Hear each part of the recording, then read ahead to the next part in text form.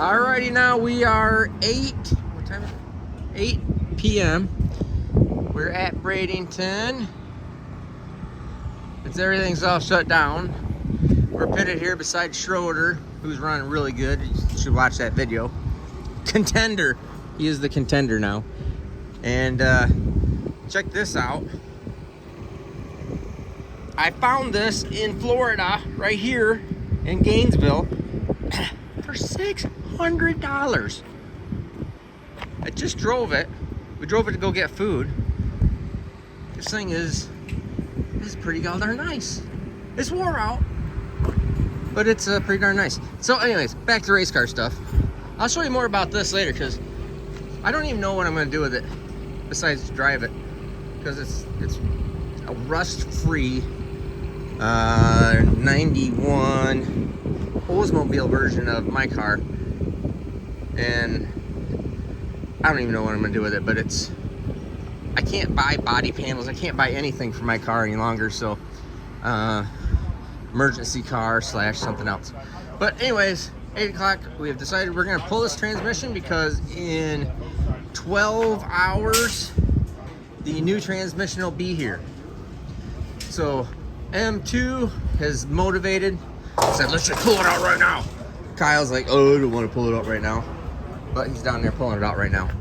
And I got to get off the phone or camera, and we'll start getting this thing out. We're not going to tear it apart, because transmissions are not my deal. I build engines, not transmissions. I buy transmissions, break transmissions, have Carl build transmissions. If you noticed on my other video that I posted up, a real short one, Carl is like just super stand-up guy, made everything all happen, and got me a used-ish / emergency duplicate transmission of this, so he can take this transmission back, use it, and then I'll still use my spare for a spare. And I think it's just a fluke deal of why this thing broke on the dyno. I really don't think it was anything. I didn't run it out of fluid, I know that for a fact, but outside of that, I'm not super sure, but like I said, transmissions are not my deal. So we're getting this thing out. You can see it's up on the Pro Jacks, and we take this entire setup. I don't think I'm gonna take the awning, but we take this entire setup, the Pro Jacks, everything are all in the trailer over here. We got the little trailer that you see in the dyno video. So every tool, Pro Jack, spare or street tires, which end up being race tires, generator, extra parts, spare parts, cooler. Oh yeah, you can grab the batteries for these. All the batteries are charged up. Lights, everything. So right now we get to work out of the big trailer too, so which is nice. But I actually have no tools in the big trailer because I just wanted to have everything that we normally run with in the small trailer. So we're getting this thing out, and keep watching. Get the plastic out from under it. Well, no, it's all brand new. So Alan, wave, yeah, peace out. Super cool. Thank you. Drove this thing all the way down from Rosler. Thank you, Carl. We now have, well, all we gotta do is we're swapping the pan over from that unit to this unit and getting everything all hooked up and making sure everything's all correct. But I know that it is. He's already gone through and dynoed this thing, so everything should be good. In fact, I know everything's good. Oh, I don't need that connector. That's good. Okay, cool. All right, so again, thanks, Alan. Poor bugger slept in this truck. Sorry, you only slept for 2 hours. Upside down. Yeah, he only had to sleep in the cab for like 3 hours. So, anyways, we're gonna get this thing in there and start making some pulls, start making some tests. And forgot, that's my spare tranny that I left up there at the shop. So Alan grabbed the spare, thanks to my wife also. We got 3 transmissions. Three, wonderful. 3 transmissions, 2 that work. One that isn't working right now. So we're sending that one back. Obviously not going to take it with me. we're gonna end up taking that with me. If this table can take both these transmissions, I'm gonna be impressed. It's just a plastic table. All right, so you can see here, it smells burnt. It's not really super burnt. Unfortunately, it's like $400 worth of fluid, astronomical amount of cost, and the really super good transmission fluid, but it is what it is. And so you can see no material, no metal in anything. Very light, actually really not any material discoloration or anything in it. That's the converter. So we'll get everything all cleaned up here and we're gonna put this thing in.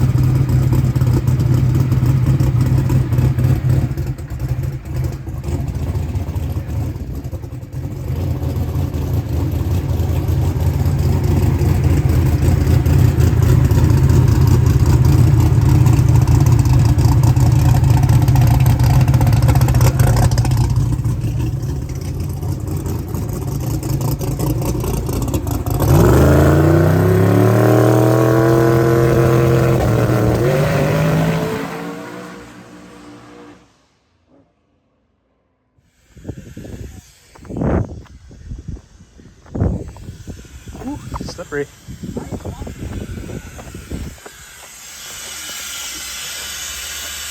Dang it.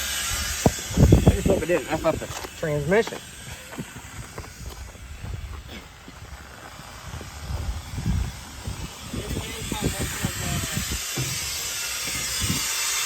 Oh, God.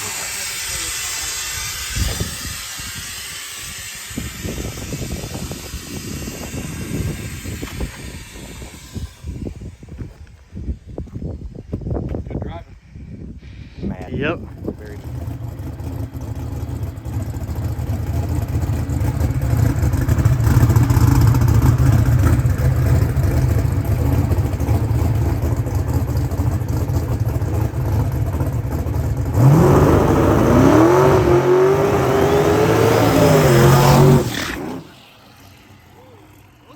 Burnout.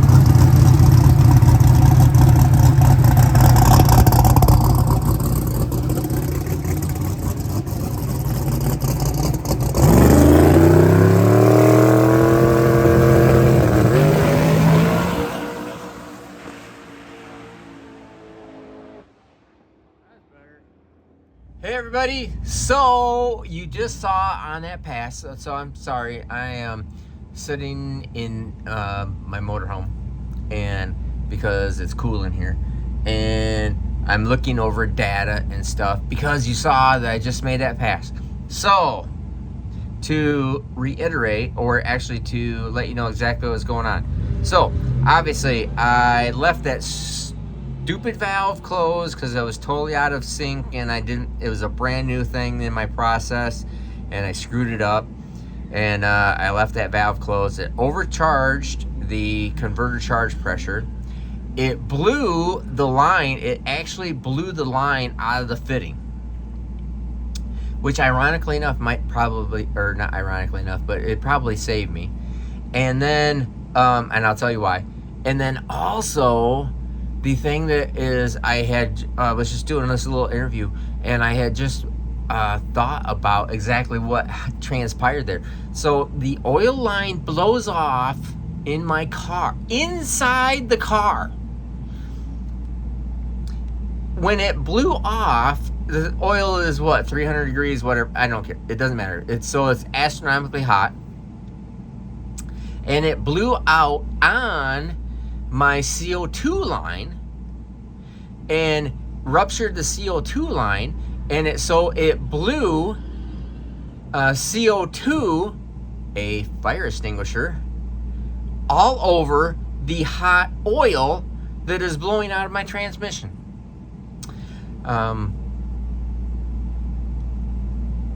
I would just say that I am thankful. And ultimately I'm thankful. And then in the beginning, I was irritated, and I was irritated myself, and I was mad, and I was like, stupid, you know, I mean, why would I do that? And then I'm just thinking about the money, and then I'm thinking about, I probably just screwed up this transmission, and I just got this transmission, and it's just stupid. But when I really think about it, I'm thinking that, holy cow, that is the legitimate blessing, because I literally blew out a hot oil line that could have caught on fire, could have burned my car down, could have burned me and or killed me. And it blew out on a CO2 line, dumping all of the 5 pounds of CO2 on a fire extinguisher. It's not the fire extinguisher, it's my CO2 line for my shifter and for boost control that I wasn't even using. But anyways, it was the shifter line, and this thing is extinguishing the oil and cooling the oil and keeping everything from catching on fire. So thank you, God. Thank you, Jesus. That was, I do appreciate it. So, anyways, sorry about the finger there. I'm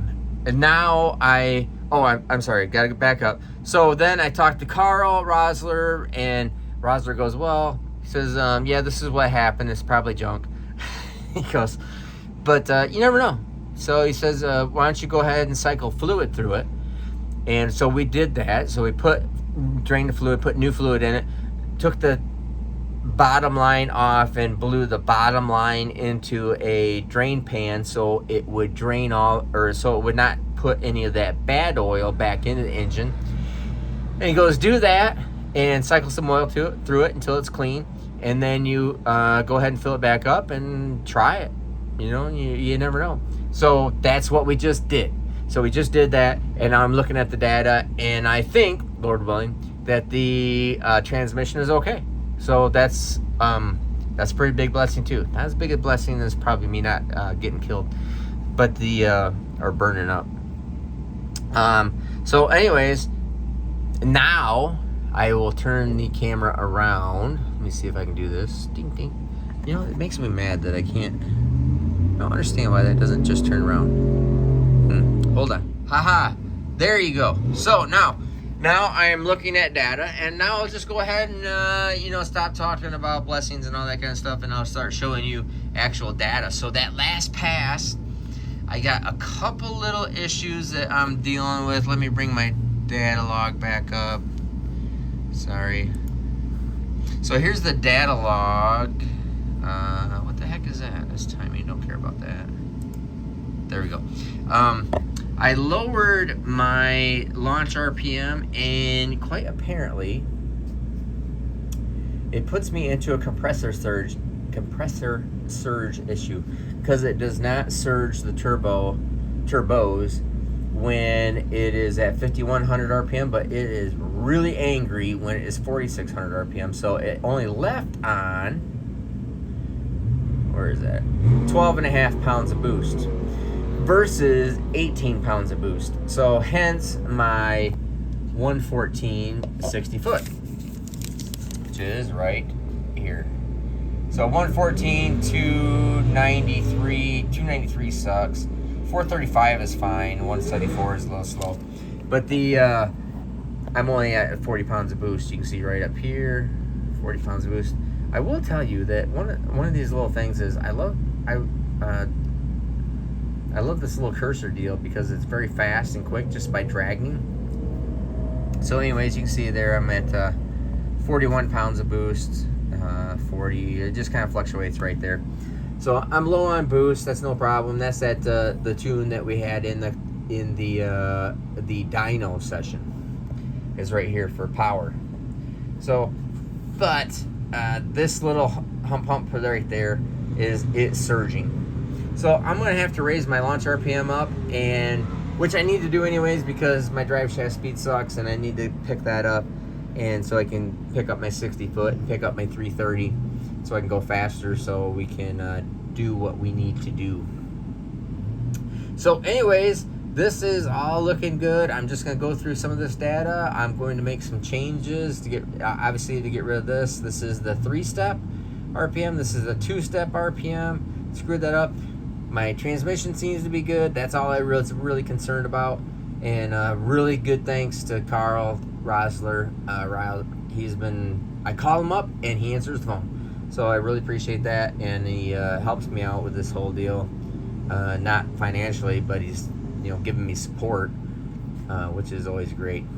And so this is engine RPM. This is boost. Where's our drive shaft speed? Drive shaft RPMs right there. This is drive shaft RPM. and it's a little slow. It's very slow right here. My goal in life is that I will show you what a real drive shaft curve is supposed to look like. FYI, this is not what it's supposed to look like. I could explain to you what it's supposed to look like, but my goal is to just show you what it's supposed to look like. So anyways, I am working on this. Sorry, got out of focus. There you go. So I'm working on this, gonna work on a tune, just checking out my data. Everything looks great in the car, looks great in the engine, looks great in the transmission right now. So we're going to do a couple of hits tomorrow, Lord willing, and hope everything goes well. And we will see here, work on Kyle's car. This is right there. People are out there. Tom's car is right over there. And just sitting here watching cars go by. So I am Steve Morris. Have a great day.